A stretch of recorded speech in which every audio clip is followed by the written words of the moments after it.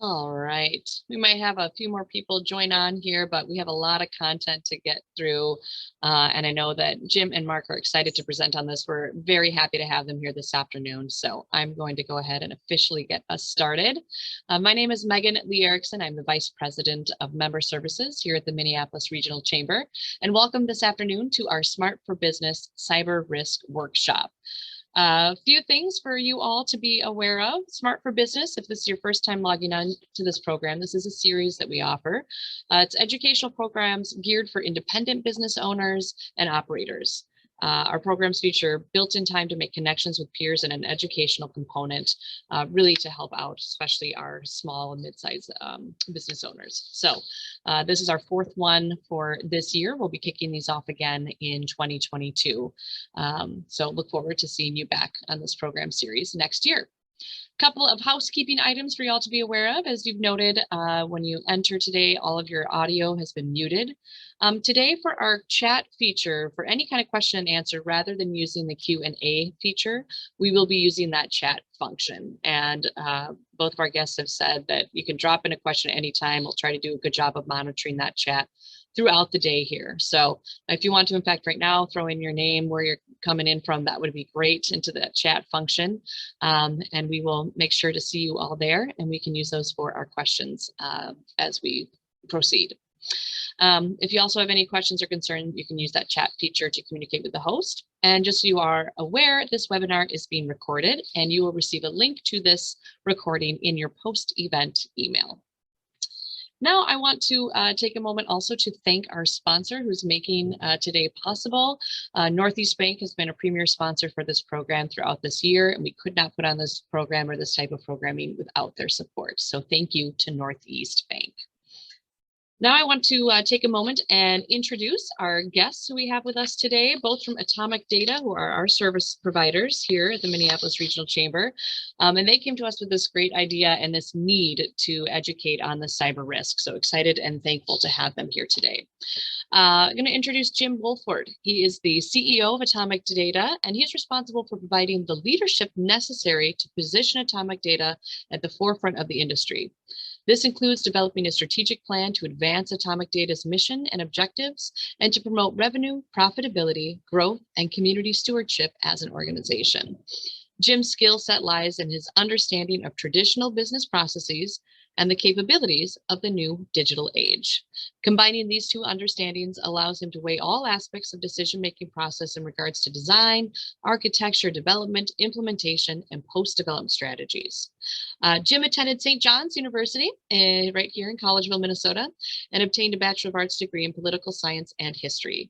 He is deeply passionate about giving back to the community, and he has worked tirelessly to establish Atomic Data as one of the Twin Cities' most diverse, charitable, and community-oriented IT companies. Thank you, Jim. Also joining us today is Mark Abbott, CLO, Chief Legal Officer with Atomic Data. And Mark oversees all legal matters for the company. He's responsible for negotiation, management, and enforcement of contracts, maintaining regulatory compliance, and responding to emerging business and legal issues internally and with Atomic Data's partners and customers. Mark works with other members of the executive leadership team to develop and advise on strategic goals, assess risks from contemplated business decisions, and proactively resolve issues that could evade organizational controls. Mark also possesses an extensive legal and technical background in operating security, compliance, and organization controls for cloud and data center service providers. Mr. Abbott, he received a BA, a Bachelor of Arts from Macalester College, with 2 majors in mathematics and computer science. And in 2006, he was awarded a JD cum laude from the University of Minnesota Law School and an MBA from the University of Minnesota Carlson School of Management. So impressive resumes for both of you. Thank you, Mark. Thank you, Jim, for your generosity in providing this great content here today.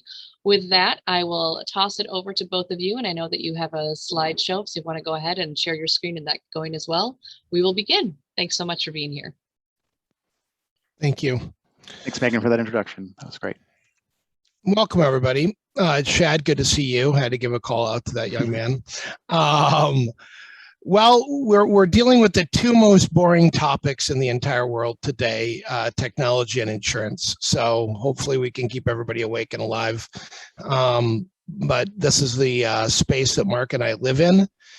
We've had lots of clients this summer really spend an enormous amount of time digging in past just cyber risks, but actually getting into the insuring of the risk. And what we've seen really is an industry that woke up this summer and really started to dig into the risks of which they were insuring. So a lot of this is going to be about what we've seen from the insurance world, what we've seen ransomware doing to the insurance world, and how they actually are underwriting the risk and what our business owners have seen.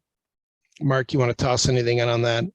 Sure. I think the numbers and what they're facing as an underwriter, underwriters have gotten even worse. I posted a link to the chat, but recent report just from a few days ago kind of summarized the situation. They thought it was bad in 2020 when they had $416 million in even just the ransomware payments that they couldn't see that may or may not have been going through insurance. And now in the first half of 2021, we're looking at over $590 million in ransomware payments. And so we're kind of seeing, a lot of this being driven by ransomware itself. There's other issues that are creeping in as well, but I think that's one of the big pain points for insurers, and that'll kind of underlie some of the motivations you see us talking about here too. So we'll run through the slideshow, but we really do want to be as interactive as we can. We've given this a few times live, so people have jumped in a little bit more when we're live. So please post questions. We're wildly interested. Mark and I meet with clients every week. We've been getting applications from insurers every day for our clients, and it has been amazing to watch the evolution of what we call the application from our insurers, which has really been driving a lot of our clients to actually go further than they've gone in their management of their cyber risk. So it's been an interesting year so far. So we'll keep moving and see where we go. Mark, you want to go ahead? Sure. As ransomware has kind of become, really a scourge, and also at the same time we've had privacy laws become more stringent, and the penalties for potential breaches there increase. So we've seen a lot of potential increase in coverage. People, we see up 26% in just 2016, and then up to 47% of businesses now, in 2020, opting for some sort of cyber coverage. And we believe a lot of the decision making is so that it can offset some of the costs of an anticipated cyber attack. And indeed, that's kind of been a lot of the change in thinking too. It's not a matter of if you get compromised or breached at some point. It's just a matter of time, and particularly if you don't have a lot of kind of controls in place to help to know when something is happening and know when you've been breached and limit that damage. There's going to be mostly what you're looking at is trying to figure out what is the degree of loss I'm going to entertain. And for a while, insurers let you and a lot of their insureds basically treat the policy as if it were entirely how to respond, for incident response purposes. So any breach, they assume the policy would cover entirely. And with that, the insurers were not particularly enforceful about all the presumed security and cybersecurity controls that should have been in place. And so now basically starting in 2019 and then into 2020, the attacks just got so much more severe. The cyber criminals used the money from their early successes to start leapfrogging and even investing more into better and better ways to attack and just become more efficient overall at what they were doing. And so insurers have started to see all these claims really rise up, and it took them a little bit to realize that this was going to not stop, that this was going to be a hockey stick of losses for them.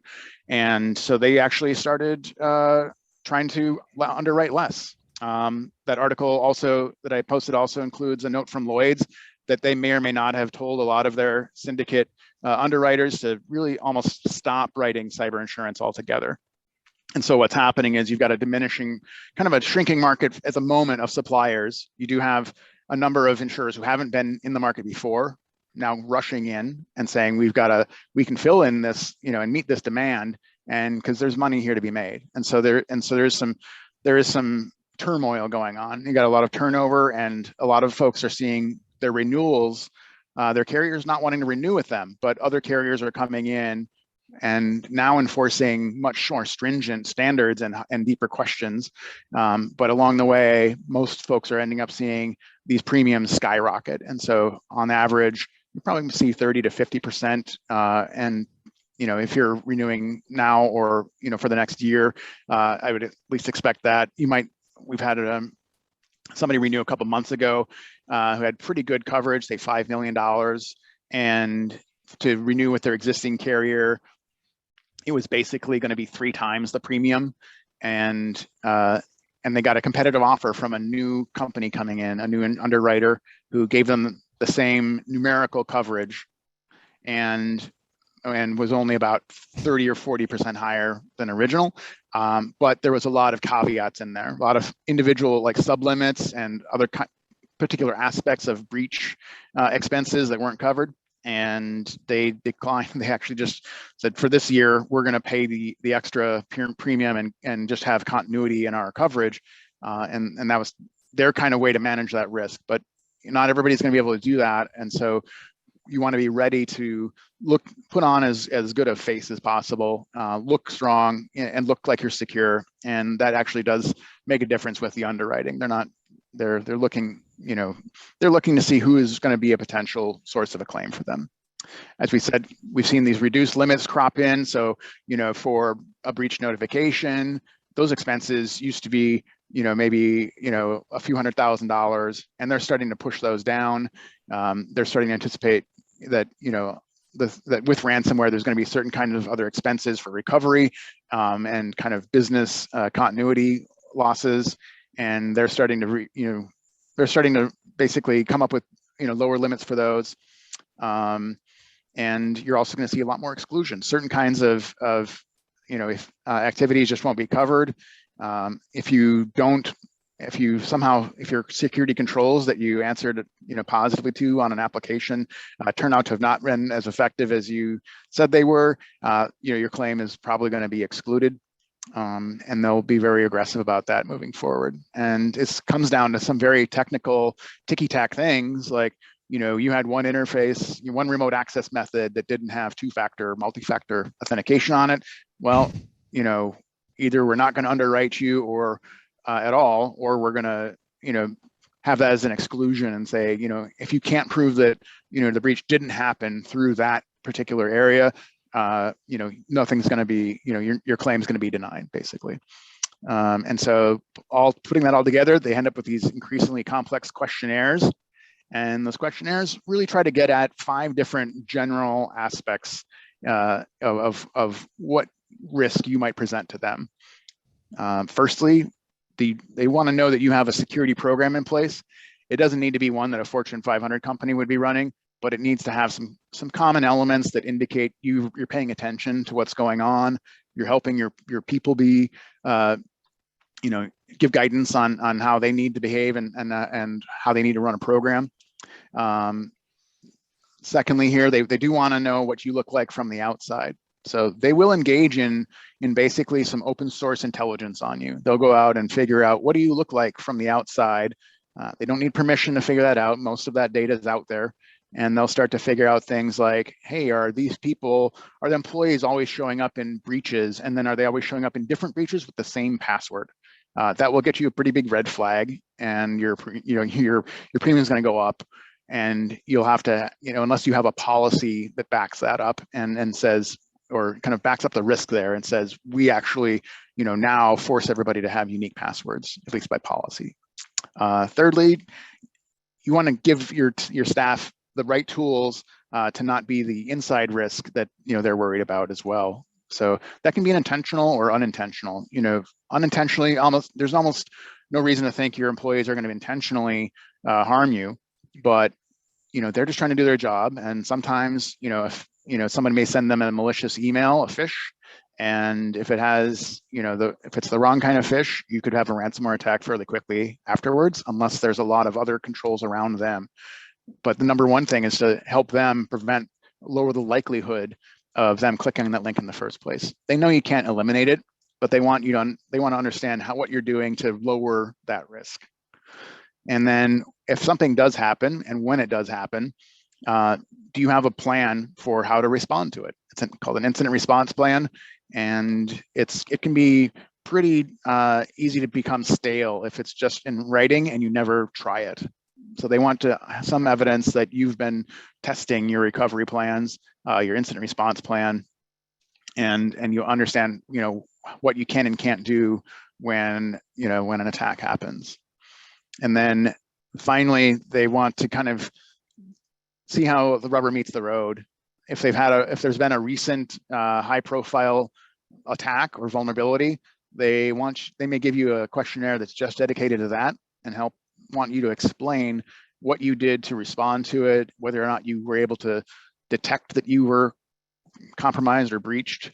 And as it says here, the example that we all think about is in March, there was an attack against Microsoft Exchange servers for anybody who operates theirs on premises. And it was one of those really bad ones where the attack had already been going on before anybody knew about it. It's called a 0 day, but it was a lot more widespread than that.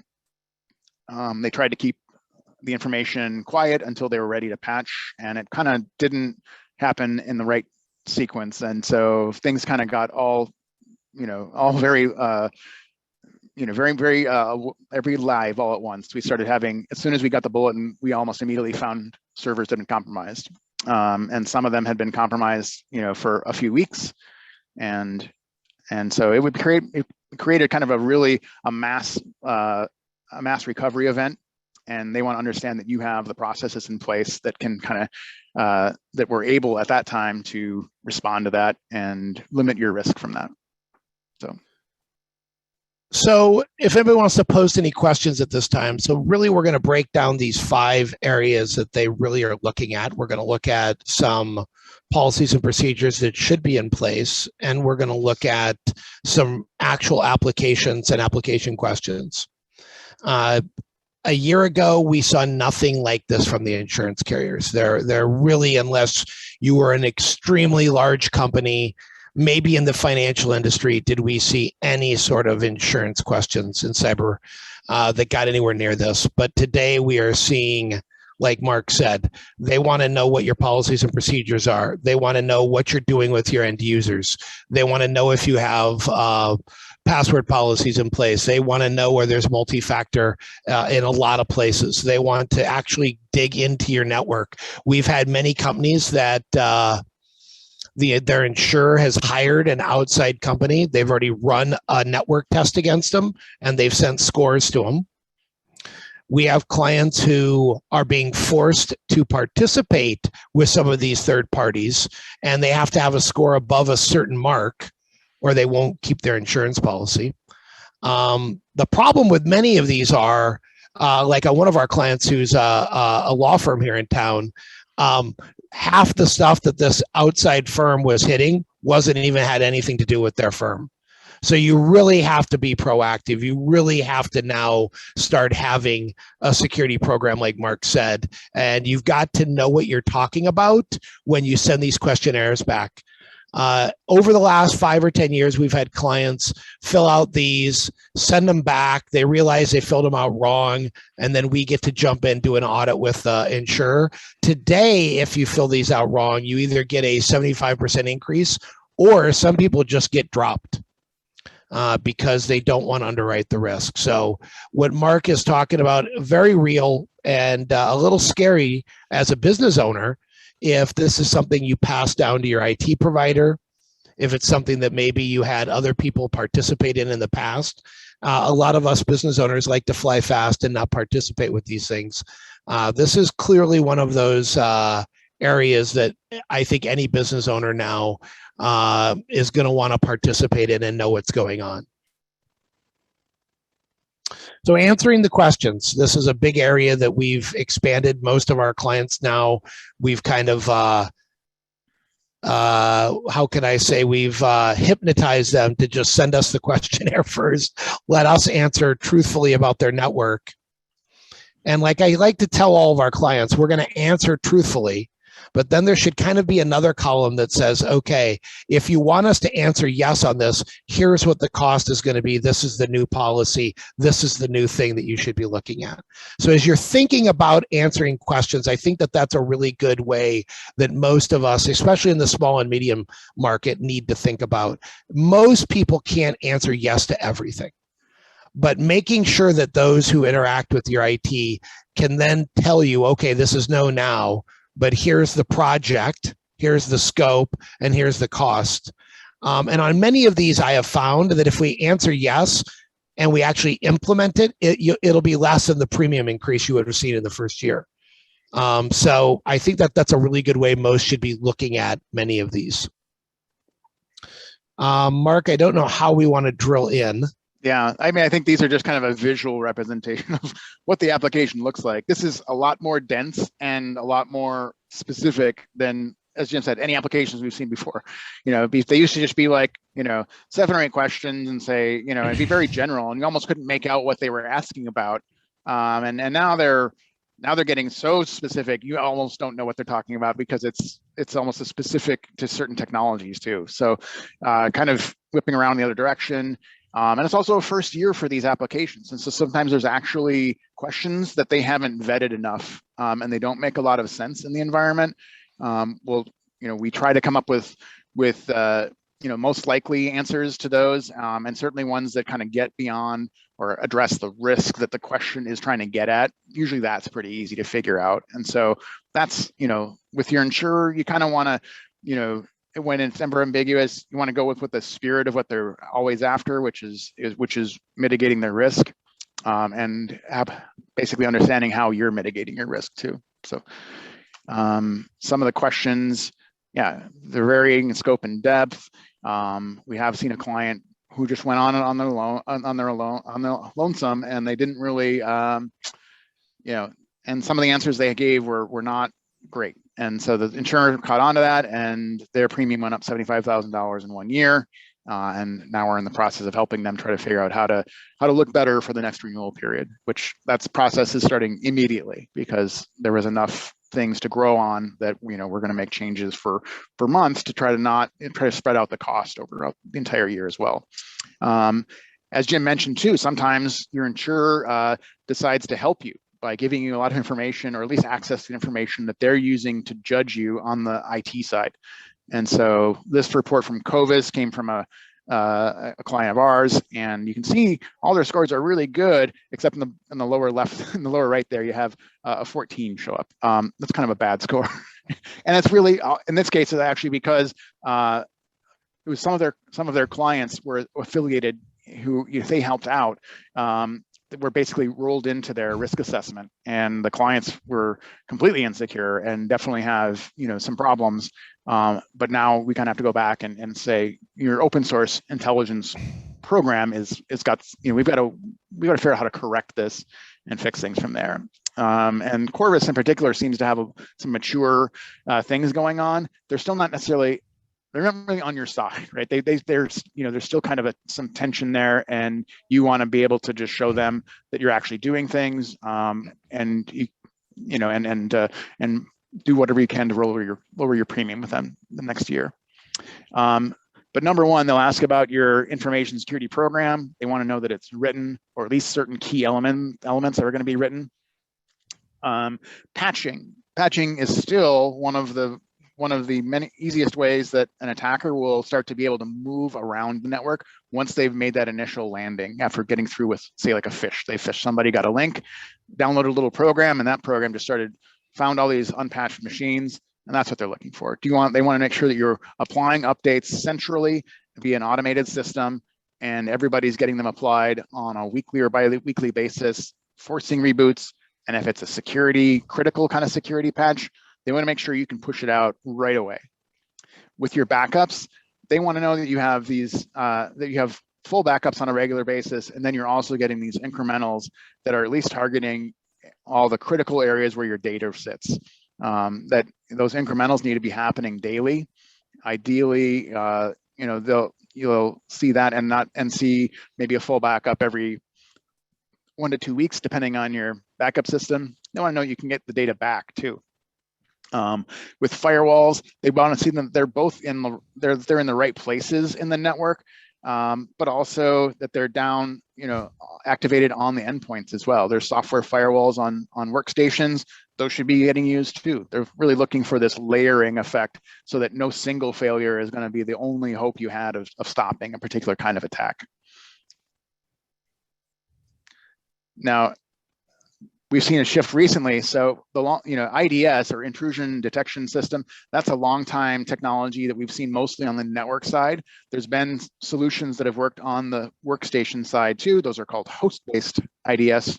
And those have kind of gone through an upgrade process in the last couple of years to something called EDR, and endpoint detection and response. It's basically not even necessarily like supercharged antivirus. It's more like artificial intelligence antivirus. And so it kind of creates this new space where it can understand when a workstation's been compromised and start to alert a central monitoring facility and saying, hey, I've done everything I can to mitigate this risk. You need to intervene now. I've kind of shut the machine off the network. It really takes this proactive action and gets the system as much as it can out of your network and not able to attack you anymore.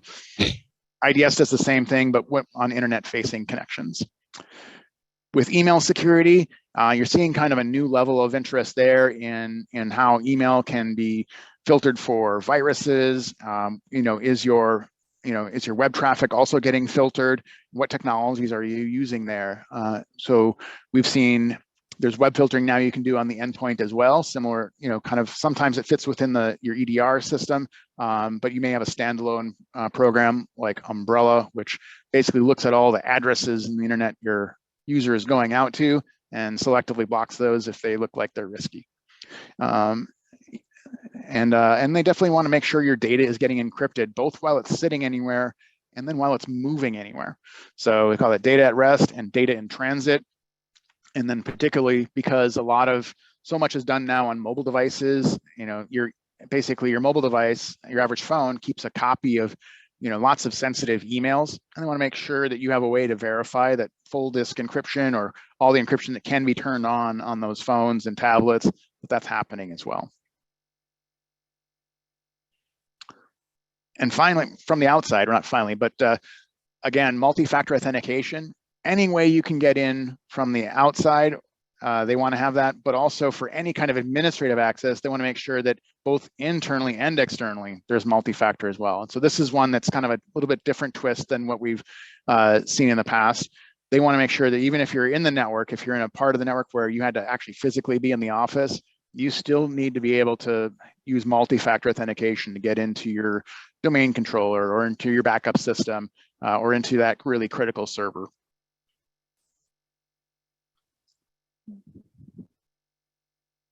If you're an Apple user, you clearly have noticed the world of multi-factor. I don't think you can even do anything anymore without 8 steps before you can do something. If you all remember 2 years ago, you could probably 2-click into every purchase. Today, it's almost like you've got to multi-factor everything. So you're going to see multi-factor grow more and more and more to a point where you have to use it inside the network as well. I think this was one of the areas Mark and I were most shocked. The insurers seem to grab onto this very quickly during this last 6 months. They never asked this question a year ago. I don't think I've ever seen it on an application before this last year, and now they want it everywhere. So they clearly are afraid of 3 big areas, which is you got to have policies and procedures. Your end users are your biggest way in, and you better patch everything. And I think that multi-factor is growing very closely into being the 4th. So, yeah. And then they want to know too that you know how to actually limit your risk. And the best way to do that is to destroy any data you don't actually need.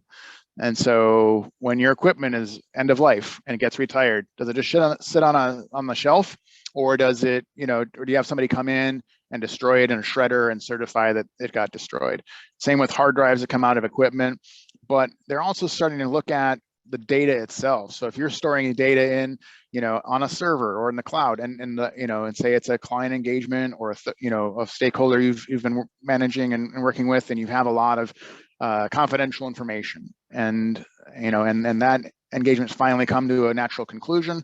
How long do you keep that data? They want to know that when it can be deleted, because if there is anything sensitive in there that stays sensitive on an ongoing basis, it's still a risk to you and potentially for them in terms of a claim. So monitoring user accounts, they want to know both that you're able to identify anybody who is in your network, but also if an account has been created for something or some purpose, that it doesn't just sit there and do nothing, waiting to get picked up or picked off by an attack. Whenever you get something new from a vendor or from a manufacturer, do you go through the default settings and make sure that any security options that can be enabled are enabled? A lot of times you end up with default usernames and passwords in some of these systems, and they'll definitely, and an audit would definitely test for that. They want to make sure that you do that on your own and don't wait for an audit to come around to do it.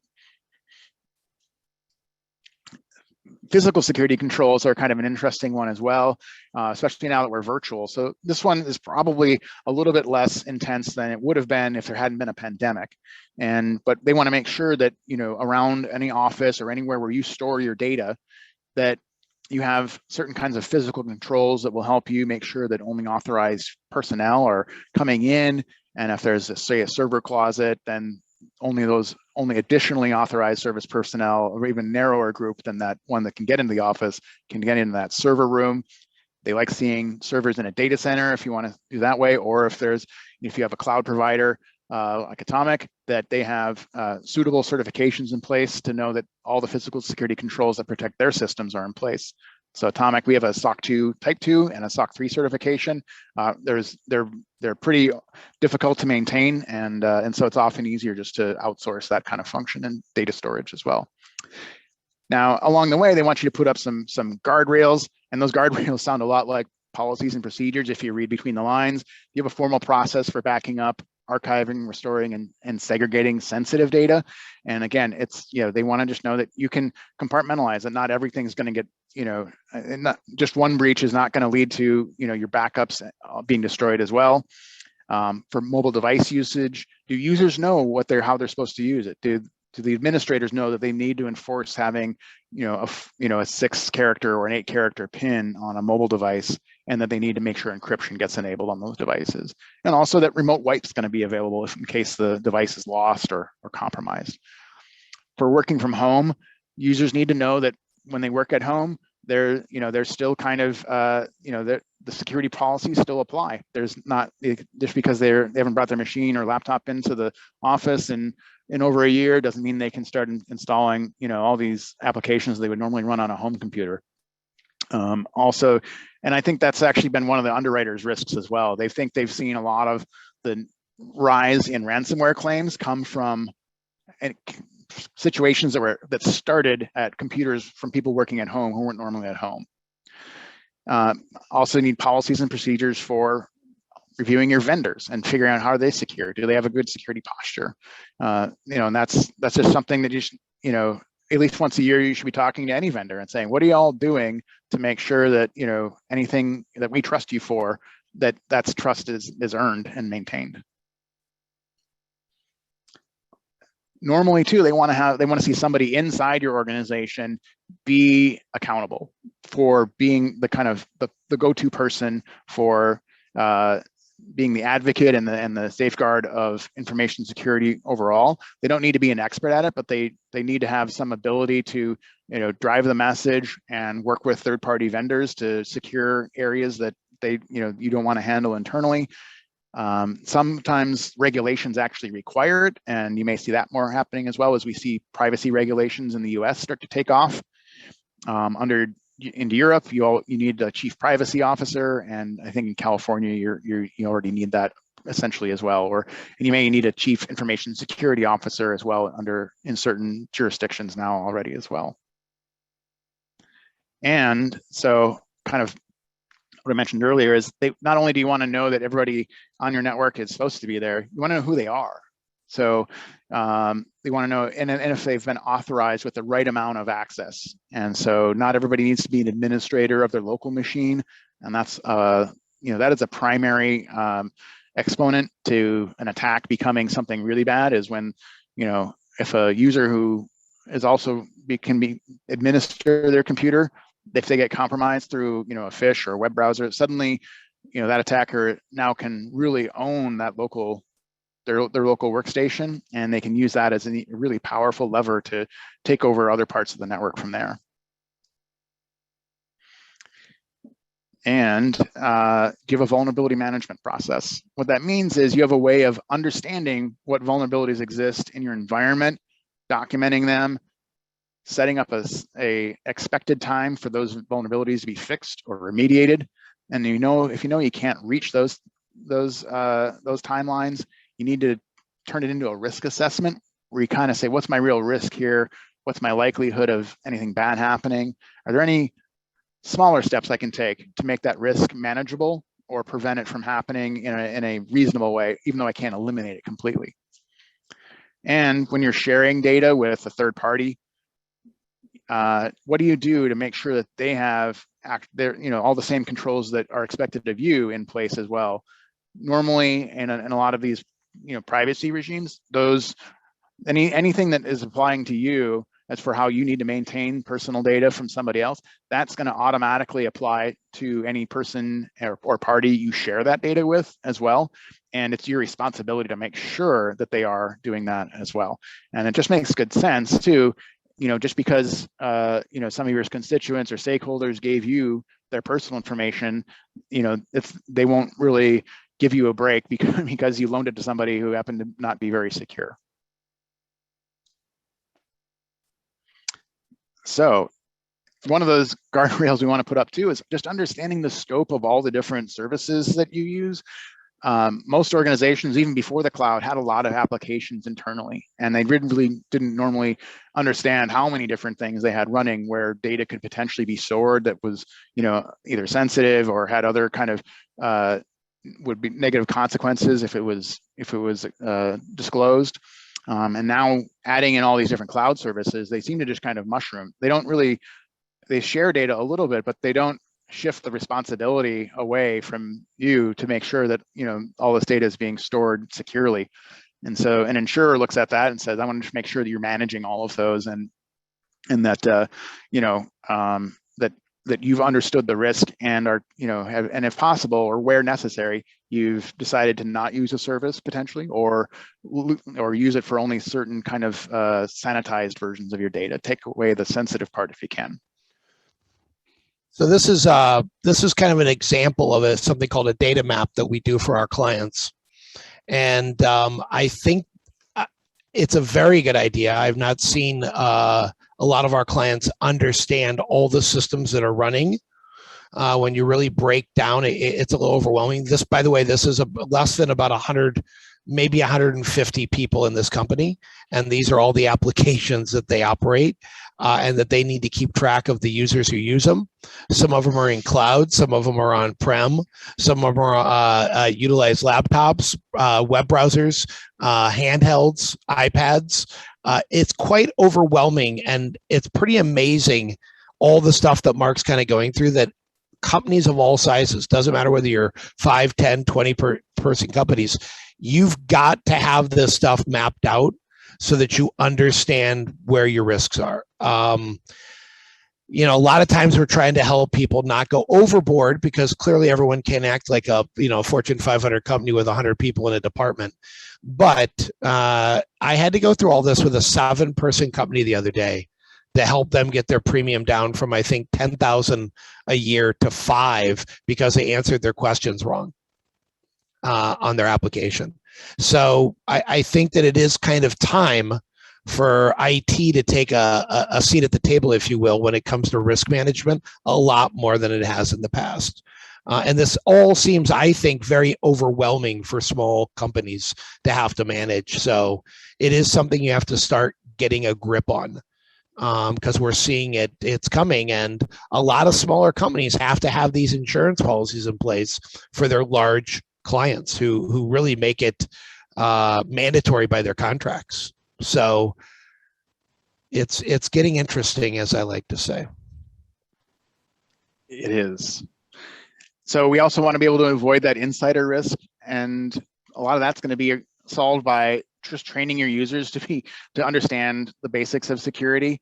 You want to have a formal, documented, and measured employee security awareness program. And by measured, we mean that not only, you give it to them at least annually, but then you're testing them somehow. That you can give them a seminar or a slide deck, but you need to make sure that they're retaining some of that information, and particularly, and hopefully be some information that be specific to your company, but general security practices and best practices are a great thing to train on.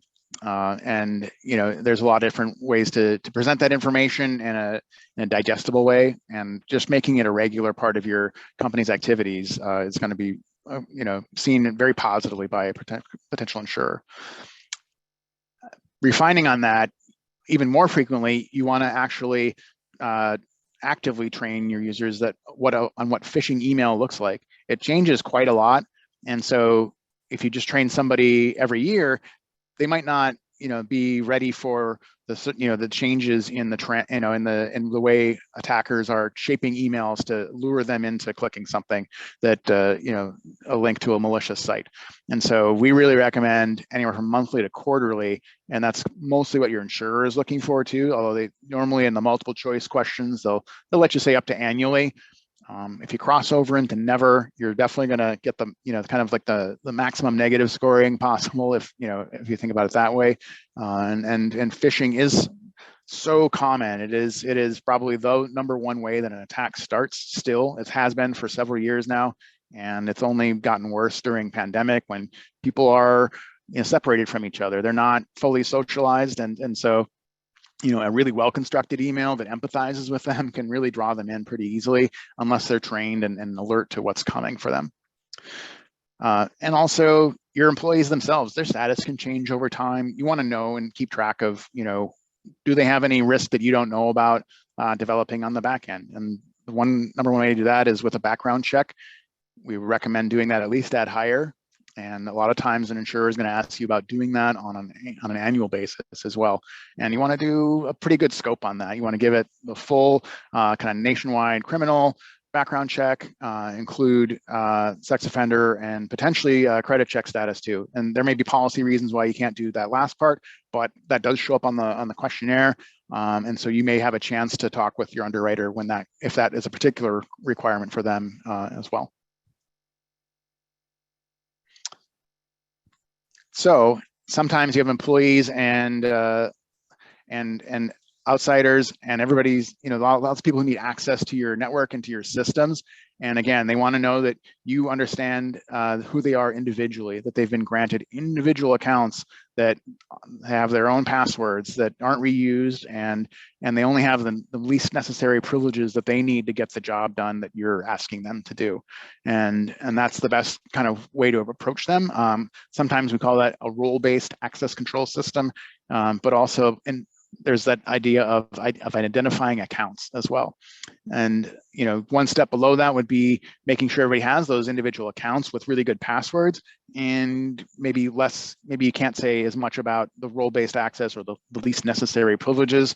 And kind of the worst answer would be that you don't really have any, use a lot of shared accounts for administrating things, or that there's really no complexity requirements, or there's no expiration requirements. The standards have kind of changed recently, so you can have a really complex password that you can justify not forcing them to change every so often, but it's just having a good password policy is really essential. And for your users who are going to be remote, do you treat them as if they were in the office? Do you give them, are you making sure that the way they're getting in remotely is as secure as if they were in the office, if not potentially a little bit more? So you want to basically treat them like they're in a segmented network, as if you would in the office as well. And you can have degrees of that, but the fewer features that you have like that, the more the negative risk scoring is going to go up. And so when users are accessing critical systems, they want to know that you're requiring multi-factor there as well. So users can have access to a file server, but they need to have gone through the two-factor VPN process first. But then if you have an administrator who's getting, configuration access to that file server, that administrative connection needs to have two-factor authentication independently from however they got there. It provides a little extra assurance that, a compromised account somewhere inside your network isn't getting leveraged to start to make data on your file server more accessible so it can get copied outside of the environment. And then one particular question, whether or not it's really a benefit over the long haul, is on your webmail, the external web interface that you use to log into, say, Exchange or any email system, is there a two-factor prompt there? And that would also include, certainly for the administrative access, but just for regular webmail for Exchange. And so that's, and certainly it's a little bit odd just because you have like desktop clients that may not require that, but certainly webmail is a web applications like that are their own kind of risk area that the insurer is trying to not ask you too many questions about, and having two-factor on your webmail simplifies some of the questions that they would want to go into otherwise. And from an incident response perspective, when something does happen, do you have a business continuity plan? And a kind of a subset of that is the disaster recovery plan. And so the business continuity plan is your overall picture that you have people and roles in place that know that they have certain duties when things go really awry. And so specifically, if you have a disaster where you actually lost the data or you've lost an office, that you're able to relocate and start up new services from a different site. Essential to that is that middle one that, I don't know if you want to back up one, Jim, but that, when you make a backup, that your backup is actually offline. What that means is that you can't use your normal user account to get to the backup system and become an administrator there. The fear, and the really real fear, is because we've seen it a lot, is actually that a compromised account that can be elevated to an administrator for the regular work office environment, if that person can become an administrator in the backup system, the first thing they do before they start a ransomware attack is they'll delete all the backups. And they may not delete every backup, but they'll delete the ones that, that go and maybe go so far back that it would make it incredibly painful for you to have to revert that far back. That's all they need to get done. And that's what they're trying to, that's what an insurer is interested in making sure you're not doing or you're preventing. And so in the last 6 months, have you actually tested all of this? And so you kind of go through a dry run. You come up with, with a hypothesis, like what if this happened, and you test that, and it helps. And you do that by testing your business continuity plan or your DR plan, and everybody gets together on a weekend. All your users know that it's happening, and so you basically say, we're going to have diminished activity for that day because we're going to be in a simulated failover or a simulated attack where we have to fail over. And so you've tested it enough, and at least you'll need to actually do a technical failover at some point as well.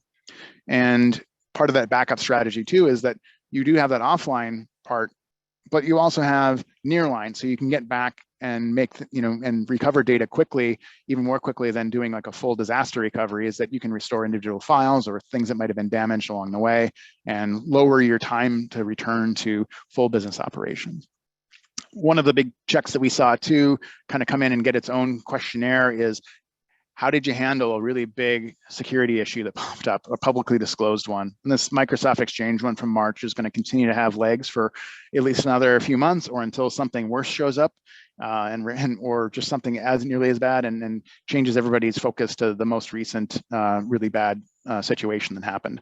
And so they just wanted you to describe like whether or not you took it seriously as a risk. Did your internal risk team, did that key person who had been nominated as your virtual CISO or your security officer, did they talk about that with all the stakeholders and everybody understand the risk and kind of document that and be able to know how you responded, and that you involved third-party technical resources if you knew it was not going to be able to, you're not going to be able to do it internally.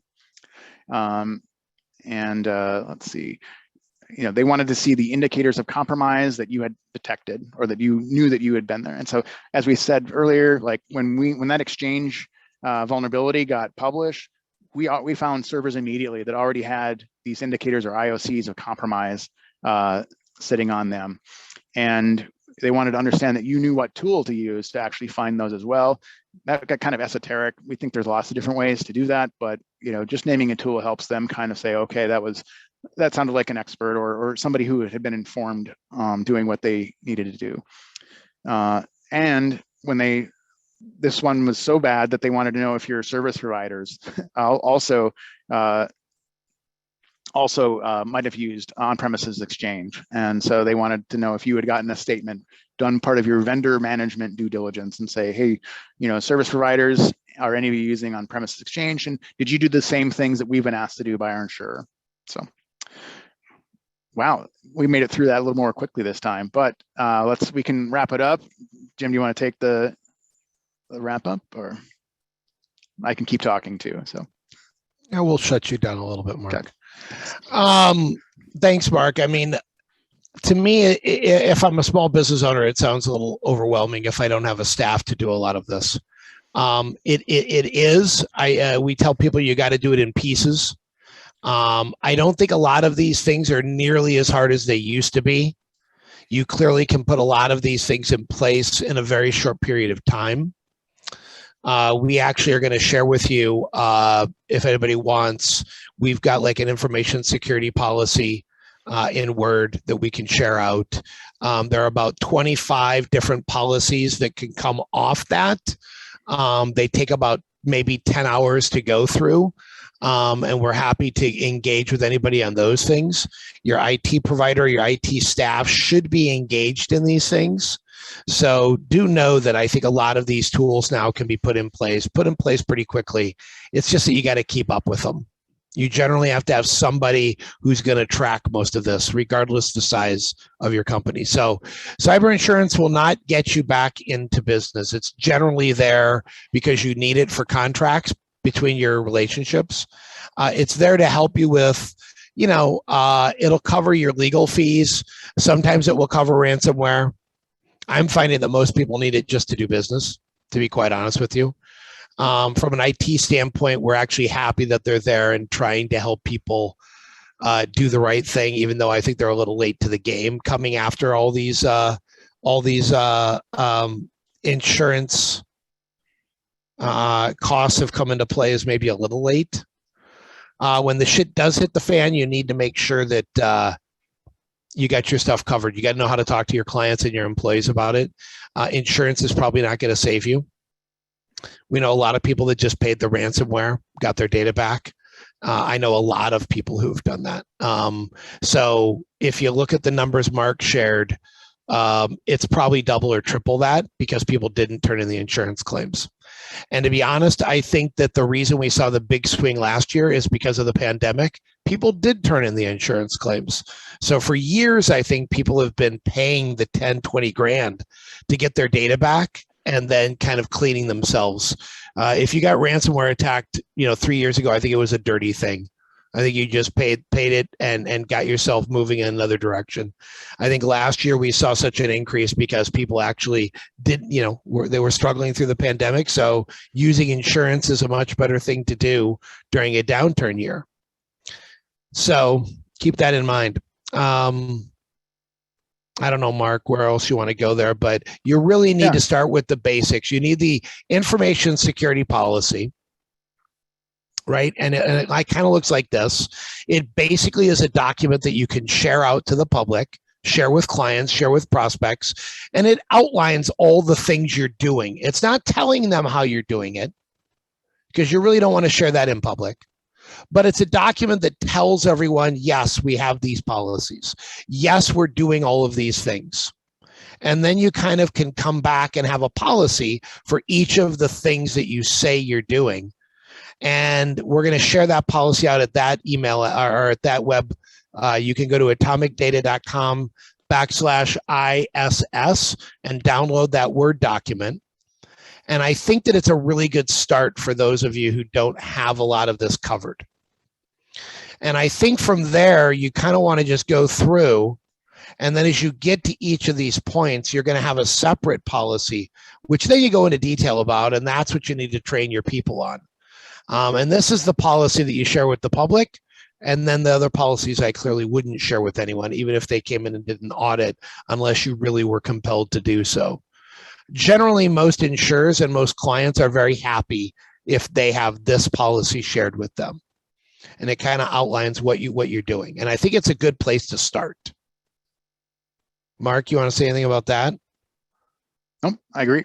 I think so it's a couple pages long, and I think that it will really do a lot of good to kind of review that, and that be your first step if you aren't already on the way there.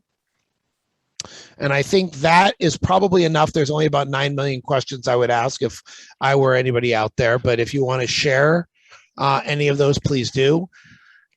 Anyone can reach out to Mark and I to talk about these topics. Clearly, insurance has pushed this to the forefront. And I think that's where I will leave things because we're probably almost out of time.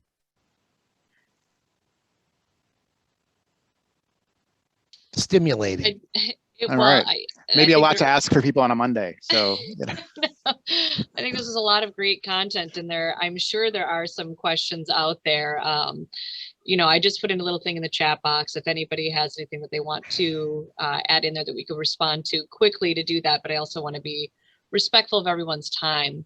As mentioned earlier today, since I'm not seeing anything pop in right now, we will send follow-up materials to those who registered for this event, and a link to this video presentation or recording as well, excuse me. So we'll get that out to you, and Mark, as you just said, if they have any questions, Jim, can reach out and we'll connect you from there. So great.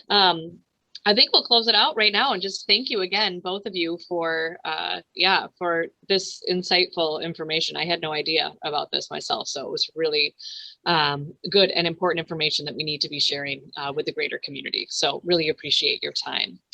I want to just also just plug a couple of upcoming Minneapolis Regional Chamber events for those of you that are still on the call. Tomorrow, we're doing a holiday toy drive for an organization called PRISM, which is in Golden Valley, Minnesota, and helps connect families in need with presents for their families and kids. That's from 4 to 7 p.m. That is an in-person event. We're also going to have some hot cocoa and cider and provide a little networking opportunity as well. So wanted to plug that. That's tomorrow afternoon from 4 to 7. Next Tuesday, November 30th at 4:30 p.m., there is an Executive Women's Council social. It is titled Be Bold, Break the Mold, Women Succeed in Non-Traditional Careers. So our guest presenter there will be talking about options for women wanting to pivot and engage really at any point in your career, and that will also have a networking and social element. That's next Tuesday, November 30th. And then our large event for the season, we are so excited to be presenting this hybrid, is our Minnesota Keystone Celebration Luncheon, which is coming up on Thursday, December 9th at 11:30 a.m. at the Hyatt Regency in downtown Minneapolis. This event will also be broadcast virtually as well. So there's great ways to engage and to celebrate the innovations that have happened between corporate giving and the nonprofit sector. So we'd love to see you all there. That's coming up December 9th. Again, registration links will be included in this follow-up email. Thank you all for signing on here today. Thank you to Northeast Bank for your sponsorship and support, and look forward to seeing you all again in the upcoming months and new year. Have a great afternoon. Thanks again, Jim and Mark. Thanks, Megan.